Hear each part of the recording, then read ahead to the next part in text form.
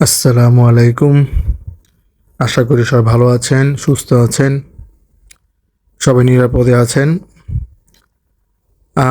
দেখতে দেখতে আমাদের অনেকগুলো এপিসোড চলে গেল। আশা করি আপনাদের ভালো লেগেছে। আপনারা যেভাবে আমাদের সাপোর্ট করছেন, ইনশাল্লাহ সামনের দিকেও করবেন। আর আমাদের চ্যানেলটি নতুন, আপনারা অবশ্যই গল্পগুলো পুরোটা শুনবেন, শুনে তারপরে জাস্টিফাই করবেন, শেয়ার করবেন, লাইক করবেন, সর্বোপরি কমেন্টস করবেন। আর যদি কিছু কমেন্টসে বলার থাকে অবশ্যই বলবেন। যাই হোক, কথা আর বাড়াবো না, কথা বললে অনেক বলা যায়। এখন আমি আপনাদের ডাইরেক্ট কাহিনীতে চলে যাব। আজকের এপিসোডটি দেখে অবশ্যই বুঝতে পারতেছেন আজকে বহুরূপী জিন, যার নাম আমরা দিয়েছি। আসলে জিনে অনেক ধরনের রূপ, এর মধ্যে সবচেয়ে পছন্দকারী রূপ হলো জিনের আপনার মাছের রূপ, সাপ, বিড়াল, এগুলো জিন বেশি পছন্দ করে। মানুষের রূপও তারা ধরে। এখন প্রথম যে কাহিনীটা আমি আপনাদের বলবো সেটা আমার এক ফ্রেন্ডের নানার কাহিনী। তো আমার ফ্রেন্ডের নানা মাছ ধরতে অনেক পছন্দ করতেন। তো উনি শীত, বর্ষা হোক, যখনই হোক উনি মাছ ধরবেন, এটা তার নেশা। তো এমনি একদিন রাতে উনি মাছ ধরতে গেছেন। তো মাছ ধরতে যাওয়ার পরে উনি মোটামুটি মাছ পেল। উনি যেদিন মাছ ভালো পায় সেদিন তাড়াতাড়ি বাসায় চলে আসে। যেহেতু এই ঘটনাটা আমার ফ্রেন্ডের নানার, তো আমার ফ্রেন্ডের এইজ যদি আমরা হিসাব করি দেখি, তাহলে মোটামুটি আপনার 55 ইয়ার্স, মানে 50-55 বছর আগের ঘটনা। তো তখন অনেক জনসংখ্যা কম ছিল। তো উনি মাছ ধরতে বড়শি পাতলো। আপনার বড়শি পাতা অবশ্যই বুঝেন যে বড়শি, অনেকগুলো বড়শি দিয়ে বসে থাকে। আর উনি এইভাবে ধরতেন, প্লাস হাঁটু পানিতে নেমে মাছ হাত দিয়েও ধরতেন, জাল দিয়ে ধরতেন না। তো সেদিন মোটামুটি মাছ পেল। তো চিন্তা করলো যে আজকে যেহেতু মোটামুটি মাছ হয়ে গেছে, তো বাড়ি চলে যাই। উনি আর ওই যেখানে উনি মাছ ধরতে বসছে তার পাশে ছিল শ্মশান। উনি জানে যে পাশে ওটা শ্মশান, কারণ ওদের গ্রাম উনি সবই চিনে।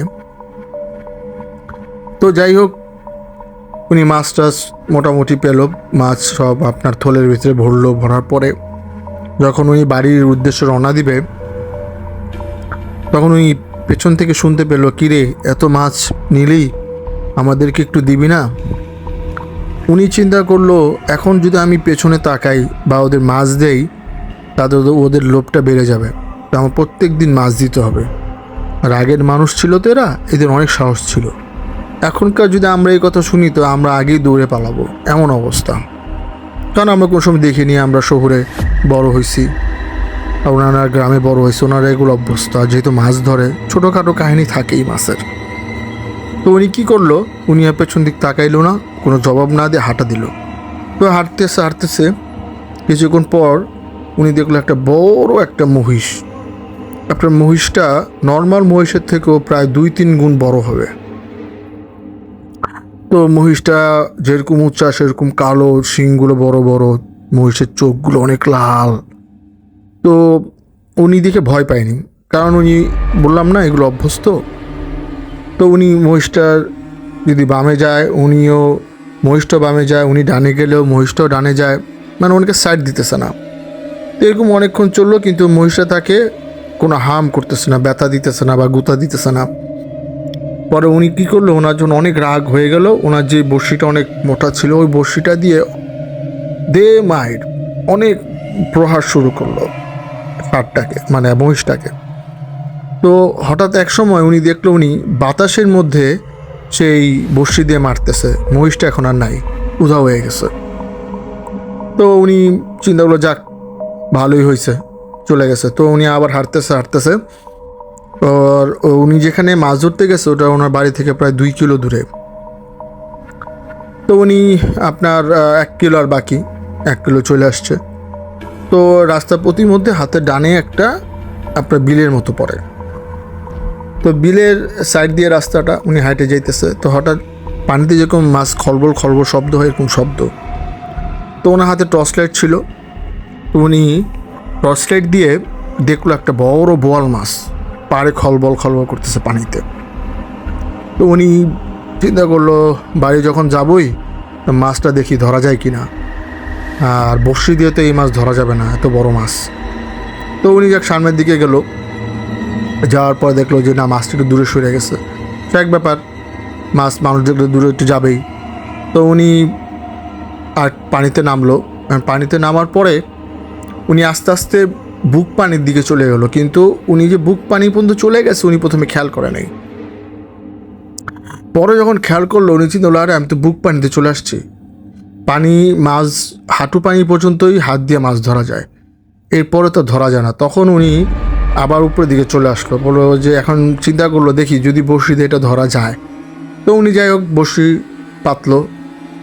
তো বড়শি পাতার পরে মাছ উনি ধরতে পারতেছে না। তখন চিন্তা করলো যে না, এই মাছটা মনে আমার ভাগ্যে নাই। হ্যাঁ, তো আবার মাছটা কথা চিন্তা করে আবার কিছুক্ষণ ওয়েট করলো, আবার হাঁটু পানি মতো নামলো না, মাছটা যখনই নামে মাছ তখনই চলে যায়। তারপরে উনি সব কিছু গুছগাছ করে কেন আজকে আর ধরবো না, বাড়ির দিকে যাই। যখন উনি গুছগাছ করে সব কিছু রওনা দিল, তখন কে জানি তাকে অদৃশ্যভাবে পেছন থেকে তার ঘাড় ধরে তাকে মাটির মধ্যে 3-4টা আপনার পোলট্রি মানে আছাড় দেওয়া শুরু করলো।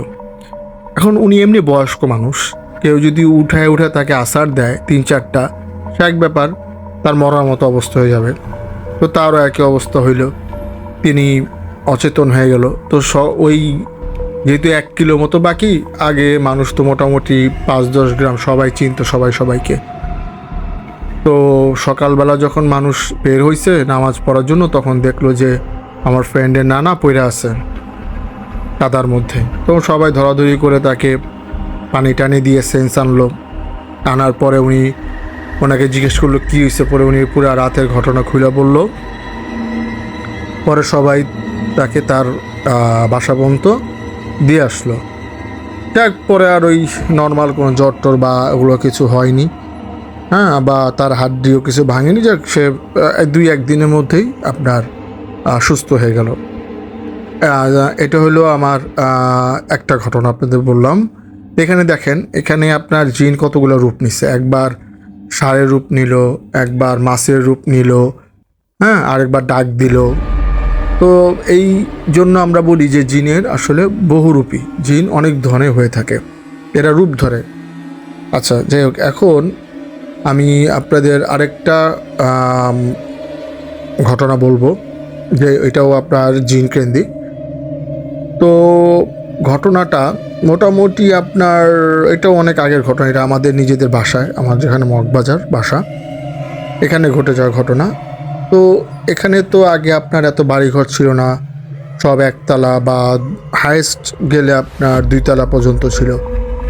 তো আমাদের যখন বাড়ি এটা মানে আমার বাবা চাচারা কিনে, তখন এটা টিন শেড ছিল, একটা বিশাল টিন শেডের একটা ঘর ছিল।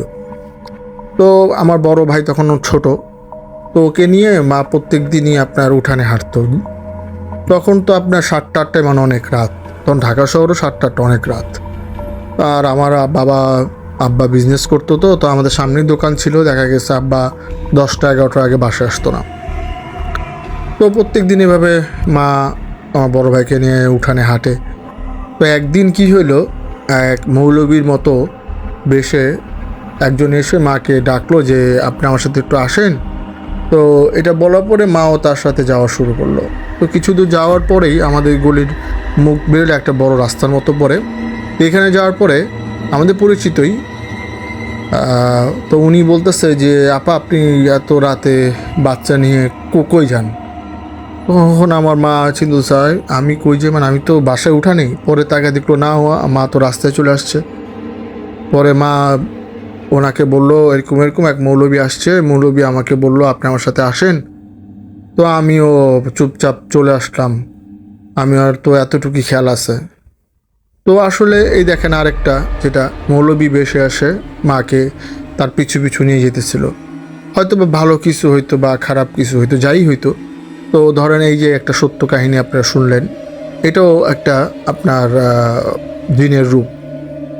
যাই হোক, এখন আমি শোনেন, আসলে সত্য ঘটনা যেগুলো আমরা বলি বা আমরা সংগ্রহ করি, এগুলো ছোট ছোটই বেশি হয়।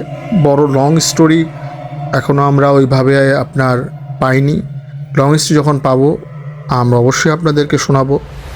এখন আপাতত যেগুলো আপনারা শুনতেছেন আমাদের কাছ থেকে সবই সত্যি। এখানে আপনার বিন্দুমাত্র কোনো মানে মিথ্যে বলার অবকাশ নেই। যেহেতু আমরা নতুন চ্যানেল, বা পুরনো হয়ে গেলেও আমরা বলবো না, কারণ যতটুকু সম্ভব চেষ্টা করবো আপনাকে দেখে সত্য ঘটনা বলা। যাই হোক, এখন এই ছোট ছোট ঘটনার মধ্যেও আমি আরেকটা ঘটনা এখন আপনাদেরকে বলবো। এটাও আপনার জিন কেন্দ্রিক ঘটনা, জিনের বহুরূপী হয় তার একটা প্রমাণ আমি আপনাদের এখন দিব। তো এটা আপনার ঢাকার বাইরের ঘটনা, একটা গ্রাম অঞ্চলের। তো এটা হলো আপনার সিলেটের ঘটনা। তো সিলেটের আমার ফ্রেন্ড, ওর নাম হয়েছে আবিদ। তো আবিদের ফুপু উনি সিলেটেই থাকে। তো ওই সিলেটে থাকাকালীন ওনাদের বাড়িঘর অনেক বড়, যেহেতু ওনারা মোটামুটি ওই জায়গায় স্থানীয়। তো ওনার হলো আপনার 2 ছেলে, আর উনি মানে অন্ধ আর কি, চোখে দেখে না। তো ওনারাই 3জন ফ্যামিলি বাসার মধ্যে, আর কেউ নেই। তো প্রায়ই আপনার রাত হইলে দেখা যেত যে খুব সুন্দর সুবাস আসতেছে।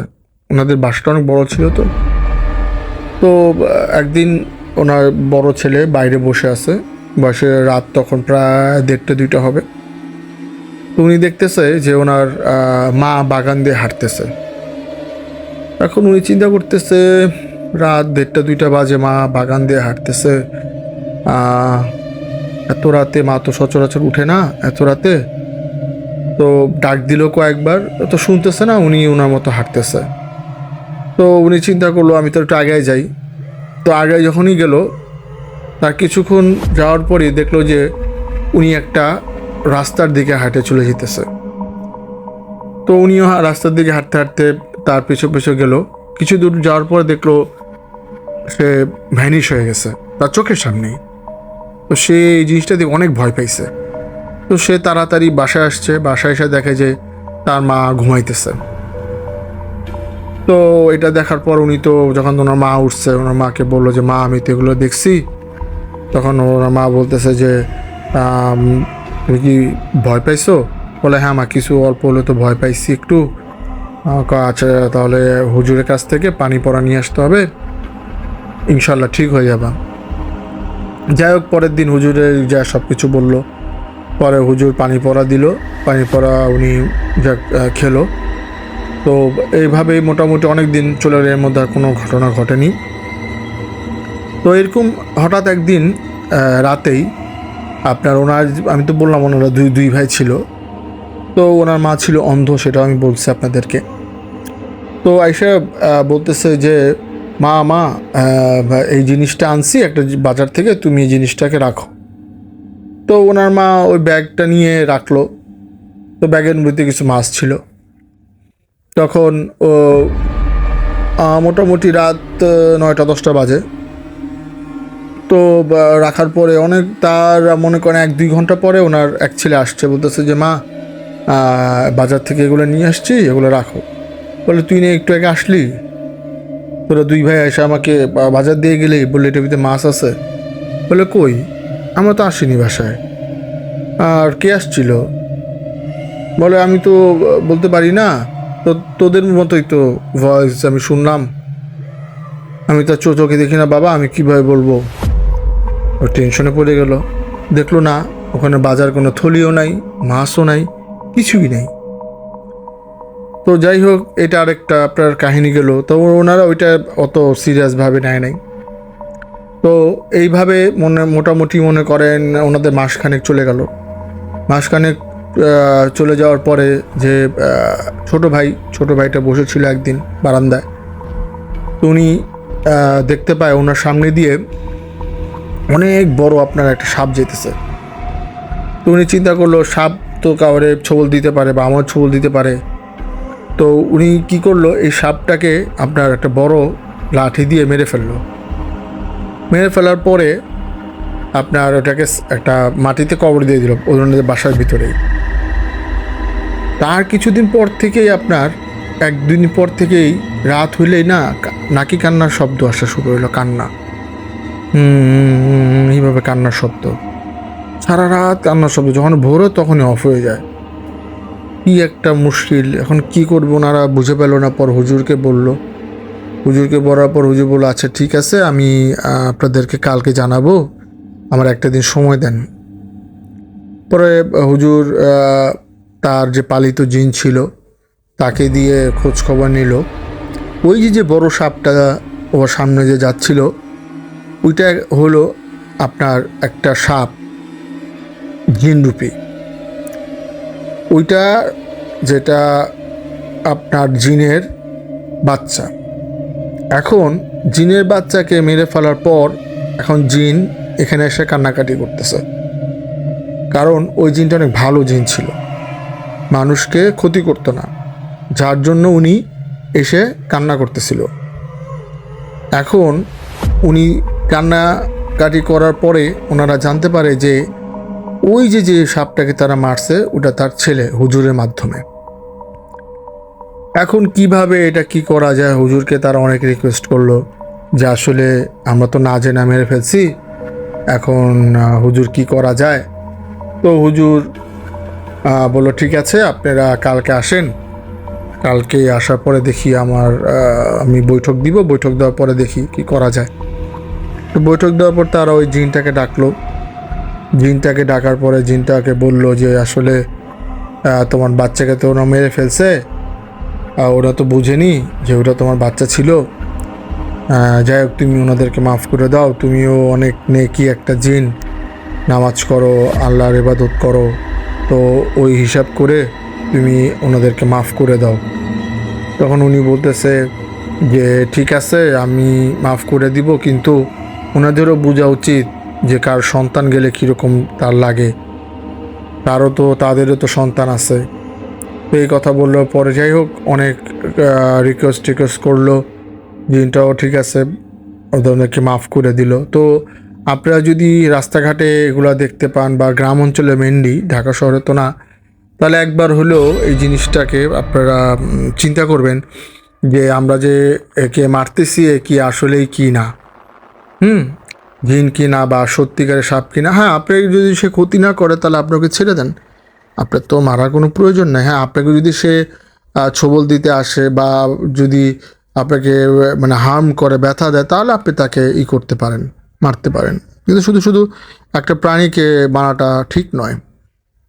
যাই হোক, বহুরূপী জিনের আরও কাহিনী আমার কাছে আছে।